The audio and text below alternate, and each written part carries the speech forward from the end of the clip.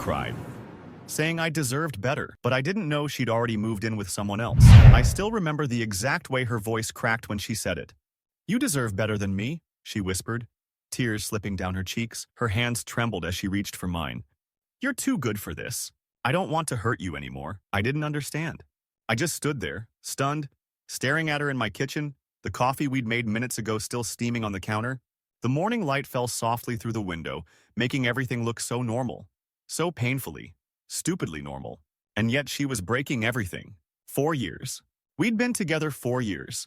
We'd gone through job changes, my father's illness, her car accident, the stress of apartment hunting, long distance for 9 months when she got that promotion in Boston. 4 years of birthdays, holidays, little inside jokes, lazy Sunday mornings, and shared playlists. And now she was ending it like she was confessing to a crime. I remember blinking at her, the words not sinking in. "What are you talking about, Sarah? What do you mean I deserve better?" She didn't answer directly. She just cried harder, her shoulders shaking like something had cracked inside her. I've been struggling," she said. "Mentally. I'm not okay. And I don't want to bring you down with me. I don't want you to feel responsible for fixing me." I told her I loved her, that we could figure it out together, that we already had figured out worse. But she just kept crying, kept repeating that it wasn't fair to me, that I was so patient, so kind, and that she couldn't keep pretending to be someone who deserved me. She left that afternoon, said she'd come back in a week to get the rest of her stuff. Hugged me so tightly I thought she might change her mind, but she didn't. She walked out the door, and the moment it shut, something hollowed out in my chest. The next few days were a blur. I didn't eat. I barely slept. I just sat on the couch going through pictures, rereading texts, searching for the moment everything went wrong. I couldn't find it. There were no fights, no tension, no signs she was drifting. Just nothing. In fact, 2 weeks earlier we were talking about getting a dog. We'd even gone to the shelter just to look. I tried reaching out. I wasn't desperate or angry, I just wanted clarity. I asked if she wanted to talk, if there was something deeper going on, if she was safe. She replied once with, "I just need space. Please respect that. I'm okay." That was it. She stopped answering after that. I gave her space. I told myself it was the right thing to do, that maybe she really was going through something dark, that she needed time to heal. I repeated her words to myself every night like a mantra. "You deserve better." I didn't know what that even meant anymore. A week later, she messaged and asked if I could pick up the rest of her boxes from her old place. She'd already moved out, she said. She'd leave the key under the mat for me. I almost didn't go. I didn't want to see it. The empty apartment. The place where we built so many memories. But I told myself it was just closure, that it might help. When I arrived, the place was colder than I remembered. Bare. Like someone had tried to erase every trace of our life together. No framed photos, no candles, none of the throw blankets she used to hoard. But there were a few boxes left in the closet, taped up and labeled in her handwriting. I bent down to pick them up, and that's when I noticed something that didn't belong. A pair of men's sneakers by the door. I froze. They weren't mine. I hadn't left anything behind. I was sure of that. And they were too big to be hers. I told myself maybe they belonged to her brother, or her cousin, someone helping her move. But then I walked past the bathroom. An electric razor sat on the sink. My stomach dropped. I walked into the bedroom, or what was left of it, and there it was. A black hoodie on the bed that I'd never seen before, cologne in the air that didn't belong to me, and a single nightstand drawer half open, filled with socks I didn't recognize. The room didn't look recently abandoned. It looked lived in, like someone was still living there. My chest tightened. My hands started shaking. I backed out, grabbing the boxes quickly, trying not to look around too much. I didn't want to know. Not yet. But the questions were clawing at me now, louder than ever. Who had moved in with her? And when? Back in my car, I just sat there, staring at the boxes in the back seat. I couldn't bring myself to drive. I felt like I'd been punched in the throat. I unlocked my phone. Her Instagram was private, had been since the breakup.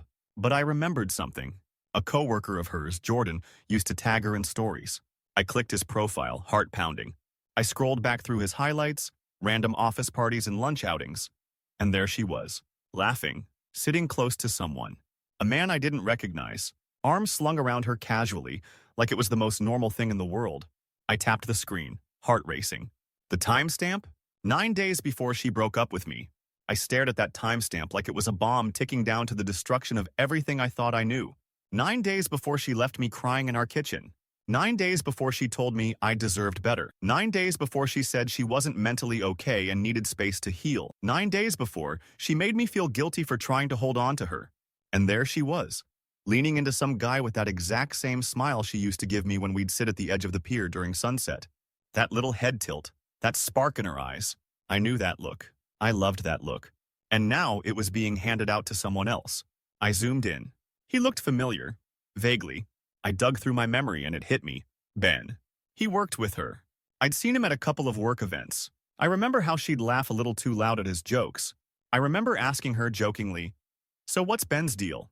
And she said, "He's hilarious but way too full of himself." Then she added, "Definitely not my type." Like it was some kind of reassurance. Apparently he was.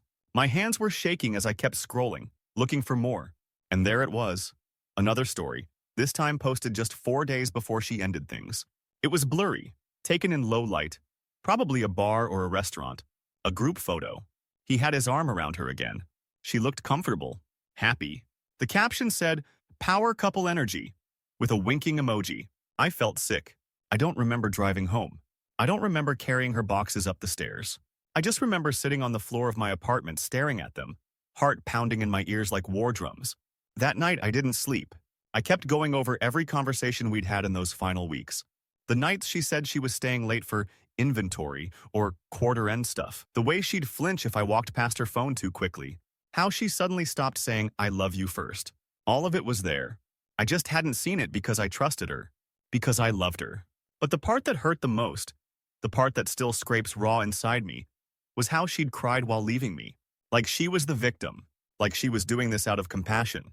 Like I was this fragile thing she needed to protect from the truth. And the truth was, she wasn't breaking up with me out of selflessness. She was already gone. She'd just waited to make it official when she was safely out of my life and comfortably in someone else's bed.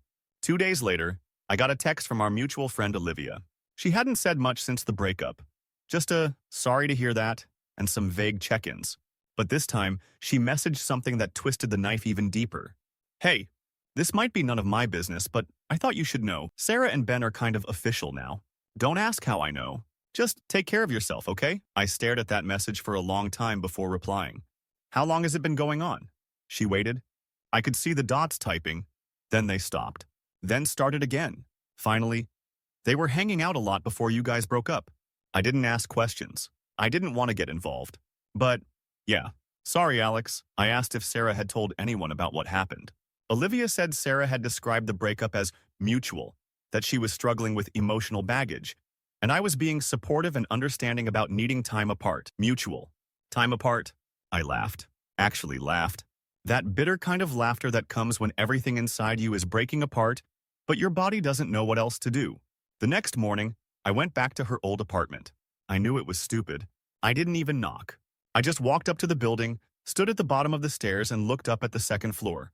Her windows were open, light breeze pushing the curtains, and through the gap, I could see someone, tall, broad shoulders, walking shirtless past the window. I left before I could see more. That was it. That was the moment I knew this wasn't some emotional spiral. This wasn't about her being broken or scared or overwhelmed. She had just moved on, slid me out of her life like an old sweater she didn't want anymore, and she didn't even have the decency to be honest about it. That night, I took the last gift I ever gave her, a custom necklace I'd spent a week designing with an engraver, and found it in one of the unopened boxes, still in the velvet pouch. She never even looked at it. I could tell by the seal. 4-year anniversary. She said she loved it, thanked me with kisses and tears. All lies. I held it in my hands for a long time before finally walking outside and tossing it into the river behind my building. I didn't watch it sink.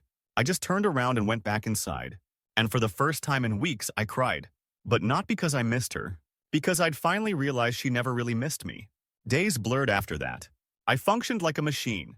Wake up, brush teeth, log into work, respond to emails, nod at Zoom meetings, stare at lunch I didn't eat, shut my laptop, lie in bed wide awake until 3 a.m. Then do it all over again. I deleted all our photos from my phone, but my brain kept showing me memories like pop-ups I couldn't block. Her singing in the car, her asleep on my chest, her dancing barefoot in the kitchen on Christmas morning, wearing my hoodie and laughing so hard she cried. I didn't know how to stop loving someone who had already replaced me. Then, one night, my buddy Marcus texted, "Man, Didn't want to say anything, but you seen Ben's TikTok? I had not. Marcus sent me the link. I clicked it with a knot in my stomach. The video opened with some music trend I didn't recognize, and there was Ben, shirtless, smug, flexing into the camera. And then, at the 7-second mark, Sarah entered the frame. In a towel, laughing, she threw something at him playfully. He pulled her in and kissed her neck. The text overlay said, "When work wife becomes real wife," with heart emojis.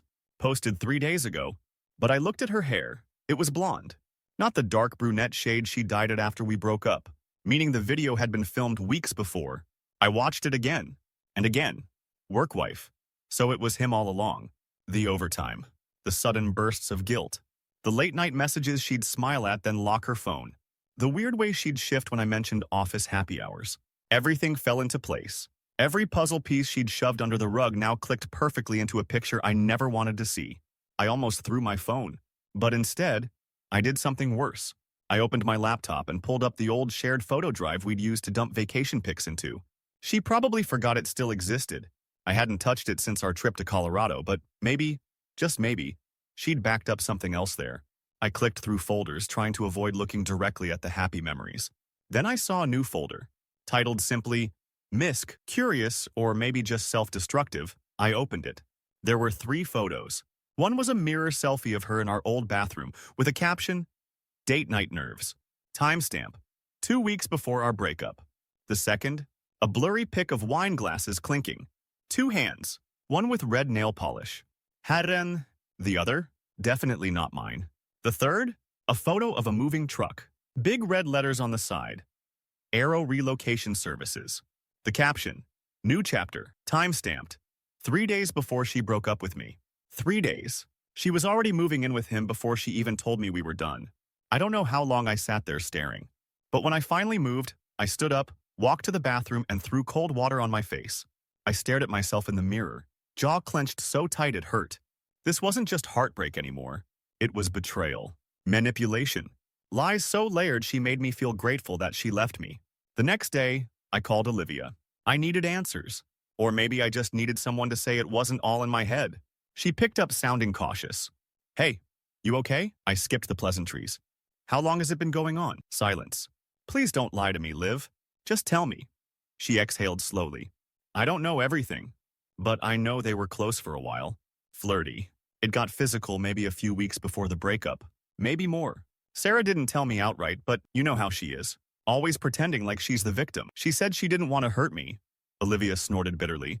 "She didn't want to look like she hurt you. That's not the same thing." That hit harder than I expected. "I tried to talk her out of it," Olivia continued. "I told her it was cruel, that you deserved the truth. She just kept saying she was doing what she had to, whatever that means." I sat down on the edge of my bed. "So she lied to everyone?" "No," Olivia said. "She lied to you. Everyone else just didn't say anything. And for that, I'm sorry." I thanked her, hung up, and just sat there for a long time, staring at nothing. The worst part wasn't that she cheated, or that she left. It was that she crafted the perfect goodbye scene, complete with sobs and apologies, while she already had another life waiting in the wings. She made me feel like I was the one letting her go, like I was the strong one. But I wasn't strong. I was just the one too blind to see I'd already been replaced. That night, I started packing up her things. Not the boxes she asked me to grab from her apartment. Those I tossed into the hallway. I meant the stuff she'd left at my place.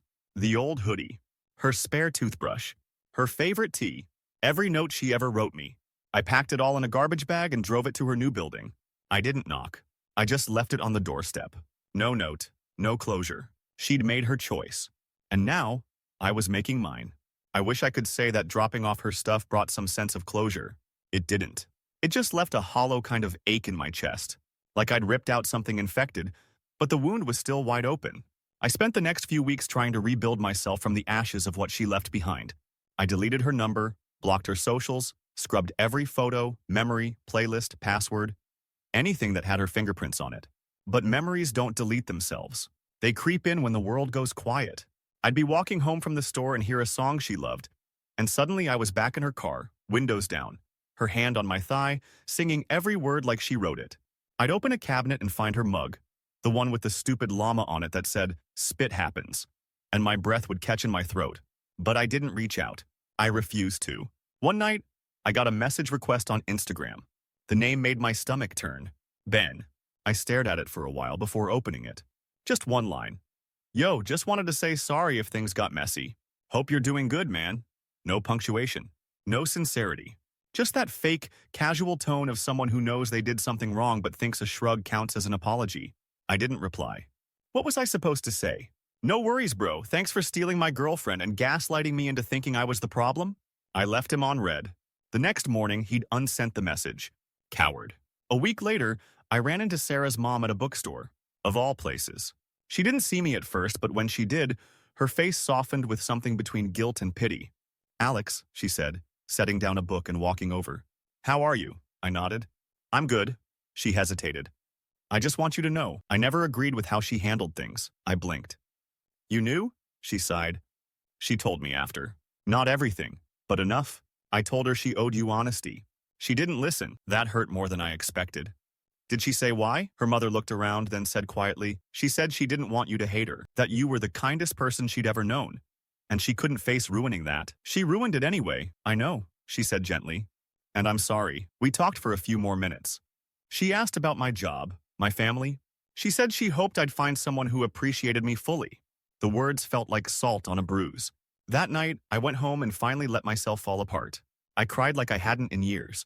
Ugly, gasping sobs into a pillow until my throat went raw. It wasn't even just about her anymore. It was about how much I'd let her define my self-worth. How much I'd convinced myself I must have done something wrong to make her leave. And all along, she'd just been rewriting the story while I was still living in the last chapter. But pain is a strange thing. It doesn't kill you. It just molds you into something else. Eventually, I stopped checking her accounts. I stopped wondering what she was doing or who she was doing it with. I started going to therapy. It felt weird at first, admitting I couldn't fix this on my own. But every session peeled back another layer of lies I'd believed. That I wasn't enough, that I could have stopped her, that her betrayal was somehow my fault. One day, I woke up and realized I hadn't thought about her in over 48 hours. It felt like freedom. And a few weeks after that, something unexpected happened. I met someone, not in a dramatic romantic comedy kind of way, just at a mutual friend's game night. Her name was May. She had this sarcastic sense of humor, and she saw through bullshit like a surgeon with X-ray vision. She made no effort to impress anyone, just existed comfortably in her own skin. It was magnetic. We started talking, then texting, then grabbing coffee. No pressure, no expectations. She didn't ask about my past at first. She didn't dig. But when I did open up, a little guarded, a little hesitant, she just nodded and said, yeah, betrayal like that will mess with your wiring. But don't let her keep living rent-free in your head. That stuck with me. We weren't rushing into anything. We both had scars. But for the first time in a long time, I felt like I was being seen. Not idolized, not pitied, just understood. And then, one Sunday afternoon, everything came full circle. I was walking with May in the park when I saw her, Sarah, alone on a bench. Hair longer now, sunglasses pushed up on her head. She was staring into space like she'd lost something. And for a brief second, our eyes met. She blinked. I nodded politely just once and kept walking. May noticed the tension in my body and asked if I was okay. I smiled. Yeah, I said. I'm great, because in that moment I realized Sarah was right. I did deserve better, and I'd finally stopped settling for less. A few days after that run-in at the park, Sarah messaged me. The name lighting up on my phone felt like seeing a ghost in daylight. I hadn't blocked her completely, not out of hope, but because I didn't want her to think I was still hanging on. It was a silent kind of strength. But seeing her name again twisted something in my chest. Hey, do you have a minute to talk? I stared at the message for a while, thumb hovering. I didn't want to give her that minute. She'd already taken months of my life. But something in me, maybe morbid curiosity, maybe closure, typed back, about what? The reply came fast. Can we meet? Just for a coffee. Please. May saw me staring at my phone during dinner that night. She didn't press, just asked gently, something bothering you? I told her. Everything. She listened, eyes calm, face unreadable. If you need to see her to close that door for good, she said, do it. But promise me one thing. What's that? That you don't walk in hoping she's sorry enough to make it hurt less. I nodded. And I meant it. We met 2 days later, a cafe not far from where we used to live. I got there early, not because I was eager, but because I wanted the seat with my back to the wall. I didn't want to be surprised. I didn't want to be vulnerable. She arrived 5 minutes late. She looked different. Not bad, just worn. Like someone who hadn't been sleeping much. Or smiling much. Her eyes flicked across the room and landed on me. She gave that small, familiar smile that once melted me. Now it barely moved the needle. "Hi," she said softly, sliding into the seat across from me. "Hey." We sat in silence for a moment. The hum of conversation around us filled the space. She finally spoke. "I owe you a real apology." I didn't respond. She took a shaky breath. "I didn't leave you because I was healing or broken. I mean, I told myself that. I wanted to believe it.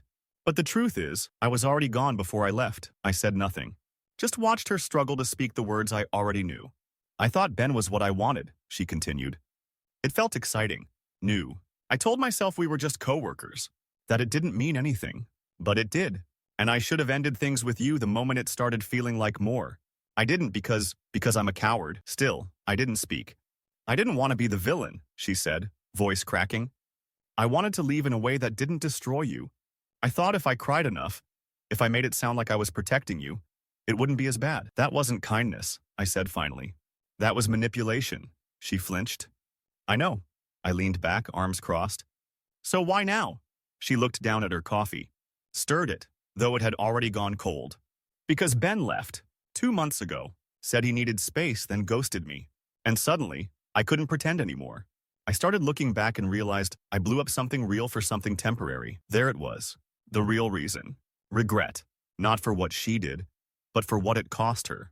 "I've thought about messaging you 100 times, she said. "I just didn't know if I had the right." "You didn't." She blinked but said nothing. I sighed. "Look, I'm not here for revenge or drama. I'm here because I needed to look you in the eye and know that none of this lives in me anymore. I don't hate you, Sarah. I don't wish you harm. But I also don't want you in my life." Tears welled up in her eyes. But I didn't flinch. "I understand," she whispered. "I just needed you to know. You really were everything I said you were. Kind, loving, safe. I just didn't know how to value that until it was gone." I nodded. "Yeah, that's usually how it works." We sat in silence again. "I'm glad you're doing okay," she said. "I'm doing better than okay," I replied, standing. "And I hope someday you are too." She didn't follow me out. She didn't ask for another chance. She just sat there, staring into her cup like maybe the answers were at the bottom. I walked away lighter, not because she apologized, but because it didn't matter anymore. Later that night, I told May. She didn't ask for details, just held my hand, looked me in the eye and said, "So, is it done?" "It's done," I said. And it really was. Not because she finally admitted what she did, but because I no longer needed her to. Life didn't suddenly become perfect after that conversation. But something inside me shifted. Something permanent. Like a door finally slammed shut behind me. And for the first time in a long time, I wasn't afraid to walk forward. The pain didn't vanish. It dulled. It stopped burning like it had something to prove. The memories remained, but they stopped controlling the way I breathed. The ache stopped defining my mornings. I was no longer walking through the ruins of something I didn't destroy. I was building again. May and I grew closer, slowly and intentionally. She never pressured me to be okay, never tried to fix me. She just showed up. Consistently, honestly, with that dry wit and unwavering calm that grounded me in ways I didn't know I needed. She didn't ask me for my past. She waited until I offered it. And when I did, she listened. Not to respond, not to analyze. Just listened. And when I told her about the worst parts, about the breakdown, the confusion, the night I stared at a photo of Sarah and Ben and nearly smashed my screen, May just nodded, took my hand, and said, "You never deserved to question your worth because someone else couldn't recognize it. It didn't fix everything." But it was the first time I believed it might not be broken forever. I started seeing myself again, not as Sarah's ex, not as someone who got betrayed, but as a man who had been kind, loyal, and true, even when someone else wasn't. I poured more into my job too. Took risks I wouldn't have before. Picked up freelance work on the side. Started saving for a trip I'd once planned with Sarah but never taken. This time it was mine. No shared Google Docs. No, maybe next year. Just me deciding where I wanted to go, and May, smiling when I told her I wanted to see Iceland. She grinned. "Pack a jacket. I'm coming with you." It's strange how healing doesn't come with fireworks. It's not some grand cinematic moment where you scream into the void and suddenly feel whole. It's quieter than that. It's making breakfast without feeling hollow. It's seeing your reflection and not wincing. It's laughing again. Really laughing. And realizing it's not forced. Months passed. Seasons changed. Then, one afternoon, Olivia invited me to a birthday dinner for a mutual friend. I hadn't seen most of the old group in nearly a year, but I felt ready. May came with me. She never clung or hovered, just stood confidently at my side like she belonged there. And she did. People were surprised to see me. Some tried to be subtle. Some weren't. "Wow," someone said. "You look really good." "Thanks," I replied, glancing at May. "I feel good." Then, toward the end of the night, as people were saying their goodbyes, I saw her, Sarah. I didn't even know she was invited. She walked in late, hugging Olivia, looking nervous. Her eyes scanned the room, and when she saw me, she froze. Just for a second. Then she smiled. A tight, practiced smile. And nodded. I nodded back. Nothing more. She didn't approach me. Didn't try to pull me aside. She just stood at the edge of the group, alone, like a shadow from another life. May leaned over and whispered, "That her? Yeah? Want to leave?" "No," I said, surprising even myself. "I'm good." Because I was. I wasn't angry. I wasn't aching. I didn't feel like proving anything. I didn't even feel the need to forgive her. Not out of bitterness, but because I'd already moved beyond what she had the power to touch. We stayed another hour, laughed, shared stories, made plans with new friends, and the whole time I felt peaceful. Not numb, not indifferent, peaceful. On the drive home, May reached over and put her hand on my thigh, the way Sarah used to. But this time, it didn't echo. It didn't compare. It just felt right. She looked at me, eyes playful. "So, Iceland? Definitely Iceland. And that's how it ends, I guess. Not with a dramatic confrontation or some perfectly tied bow. Just with growth. With honesty. With the quiet power of moving on. Not to spite someone, not to prove a point, but because staying hurt longer than healing ever could. Sarah once cried and told me I deserved better. She was right. And now, finally, I believe it too.